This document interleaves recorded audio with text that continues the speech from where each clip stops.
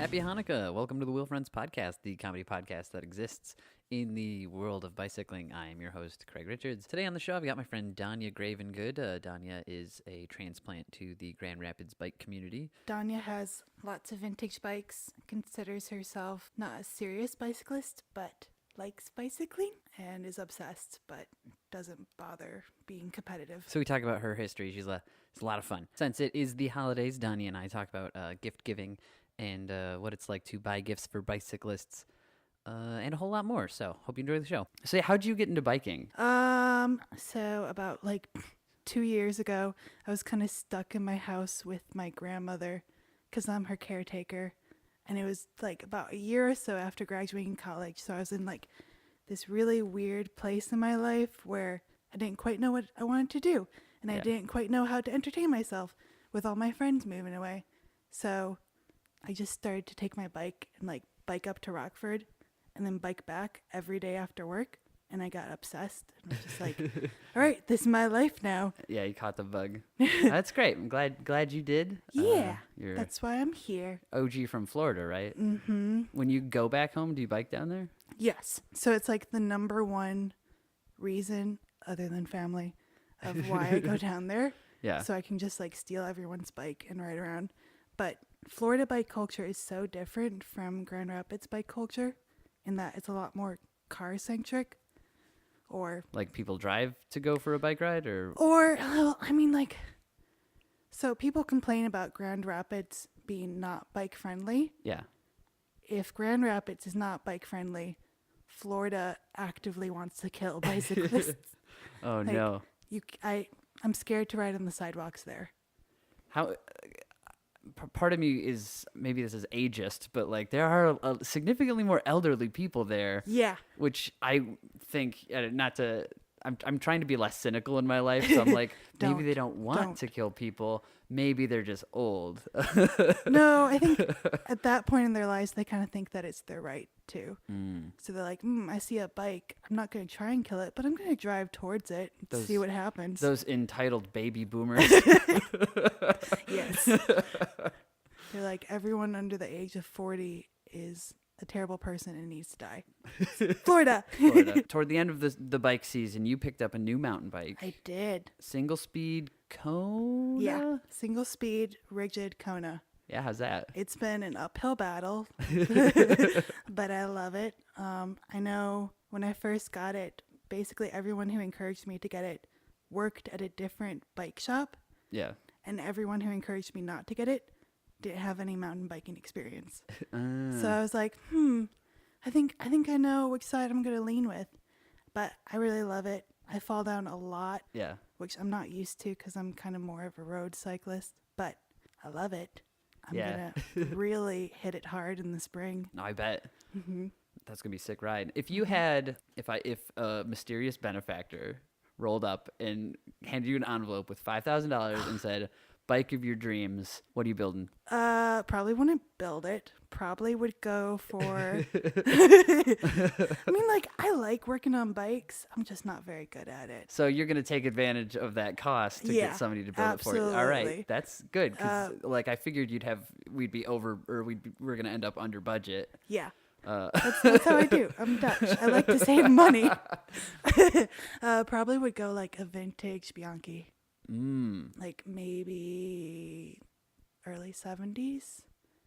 I don't know. I love that bike. You're going to go with that classic Bianchi baby blue or whatever, periwinkle? Yeah. That'd be dope. Yeah. I like simple bikes. I was listening to the Adam Ruins Everything podcast. Oh, and yeah. Episode 1 was about transportation stuff. And they had a city planner or somebody from urban development in Los Angeles on the show. And she was talking about the people they get for their cycling advocacy. And she refers to them as MAMILs, which stands for middle-aged men in Lycra. And I thought that was so good. So I've been sort of against that whole notion of bicycling is something only racers should be into. Yes. So And I think it's one of the ulterior motives of this show at this point is to just try and normalize the biking culture. Yeah, like you can bike in jean shorts and you'll be okay. You'll be absolutely fine. Just pump the brakes a little bit because, not like the representation to the outside world when they think of like people who bike isn't just a regular common person. It's the spandex look. And so I've been trying to be like just normal. Oh, absolutely. I'm the same way. I'm a huge fan of just kind of like telling people bike for the love of the bike and because it makes you happy, and don't worry about your speed or what you're wearing or what even you're riding. Just do it because you love it. Like even to the point of maybe go out every day, but only if you feel like it. Like winter riding, you don't have to do it. You can just ride when you want to. I don't like that whole harden the fuck up mentality that always pops up in like comments about, oh, it's getting a little cold, like I'm gonna be riding indoors. Like the thing is, I can ride in the winter. I just choose not to because I'm not an idiot. I like it sometimes, and but it's one of those things that it's just like it's more of an inconvenience when I do it. Like if it's a fresh, powdery, clean snow, I love that. That's a great time to go out. But if it's like wet and slushy and absolute garbage out there, that does not seem convenient because like my clothes are going to be wet. Now I definitely have to take a shower after this. I'm going to have to wash my bike, which like that's a pain in the ass. So like those are the reasons I don't do a lot of winter biking. Like exactly. It's miserable in every sense.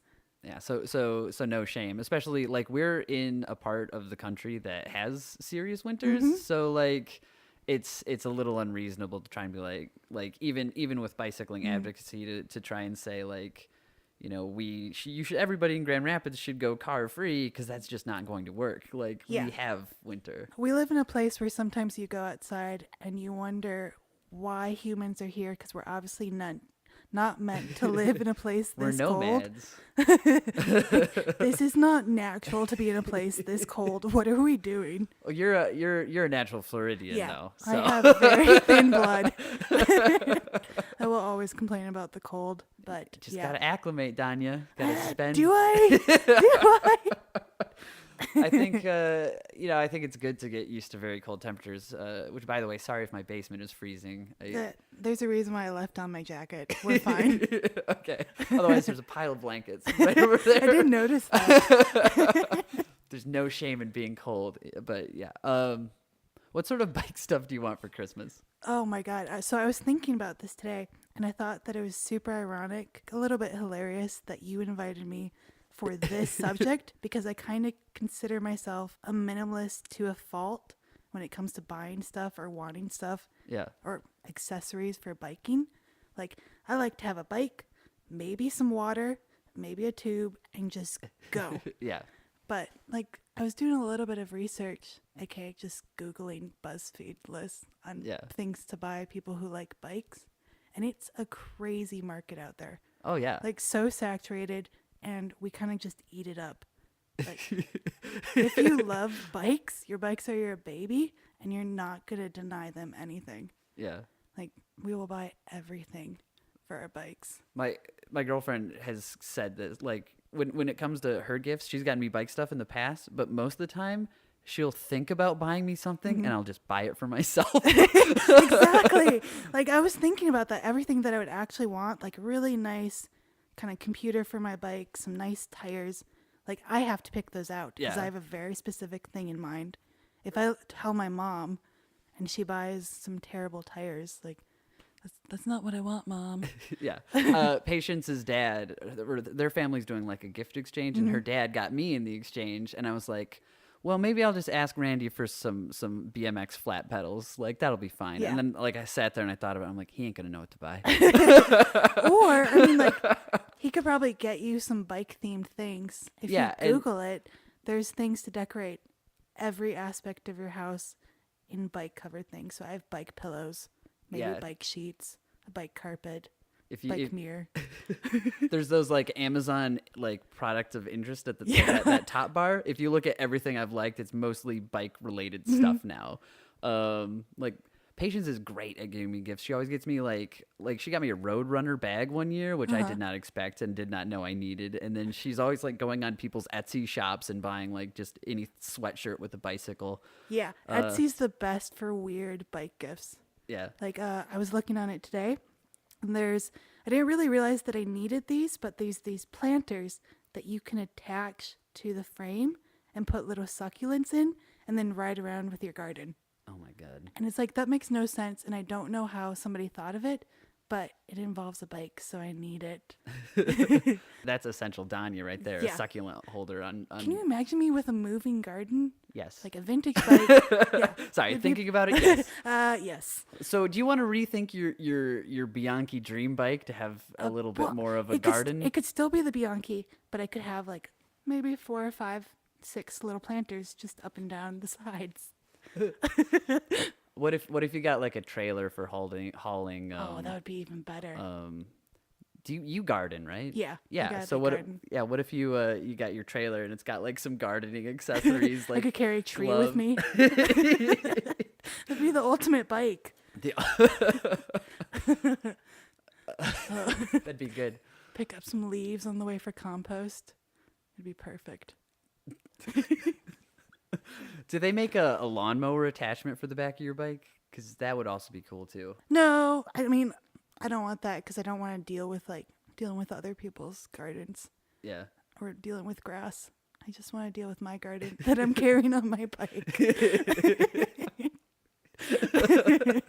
So while you're biking the White Pine Trail, you got your trailer, you see a nice like raspberry bramble, and you're like, take this. This belongs with me now. And you just toss that thing in a pot because you got spare pots back there. Now you've got snacks all. Plant collecting. Yeah, if you get a bunch of fruit bearing plants on your bicycle. Oh my God. You could have snacks with you. No packaging. I would never have to leave my bike. Ideal. I could do like rainwater collectors on the sides. It'd be self-sufficient. Not only is it the most efficient machine on the planet, it's also super green. But yeah, bike gifts in general. I think bike books are a good way to go. Because I went to Barnes and Noble today, and I looked at some bike books, and I thought I could buy this I could buy this right now. And then I was like, Randy needs a gift for me. I will let him buy me whatever bike book he like. If he gets it wrong, I don't even care. Well, yeah, and I mean, like, people really can't go wrong with bike-themed gifts. My mom bought me last year a pizza cutter in the shape of a bike, and it's my favorite item that I own. Choice gift, Mom. I have 3 other pizza cutters, regular pizza cutters at home, and I don't even eat pizza that much. And when I do, it's like I order from a professional pizza maker who cuts it for me. Yeah, right? Like, I don't need a pizza cutter, much less one in the shape of a bike, but I need it because it's in the shape of a bike. Bicycle coffee mugs. Shirts. Yeah, actually, I'm to a Multiple point shirts. where I might have to start getting rid of T-shirts that don't have bicycles on them. Yeah. Flush with bike shirts. I'm getting rid of all my art t-shirts, and I'm keeping my bike t-shirts. Yeah. Like, you can see the phases of your life that you go through. I was once an art student, and now I'm a bicyclist. I have held on to some band T-shirts for like 12 to 13 years, and I think I'm ready to part ways with them just because I don't have the space anymore. How many t-shirts do you need? Not 40. Yeah. Plus, like, I wore a small back then. Like, these are, like, my high school T-shirts. And, like, I'm finally up to a medium. So, like, you know, they'll fit, but it's not a good fit. It's not a fit that we want people to see. Yeah. I'm aging gracefully. It's time to get rid of these. Well, that's it for this episode. Thank you so much for listening. Thanks to Dania for being on the show. If you want to check out some of Dania's art, you can go to her Instagram account. It's Interpersonal Design. I think she's going to go through a rebranding soon, so maybe get on that quick. And when she does that rebranding, we'll definitely put it on our Facebook and Twitter page, so make sure you check us out there. For any other inquiries, you can shoot an email to wheelfriendspodcast@gmail.com. Thanks again for listening. Go ride your bike. If you're in Australia, I guess.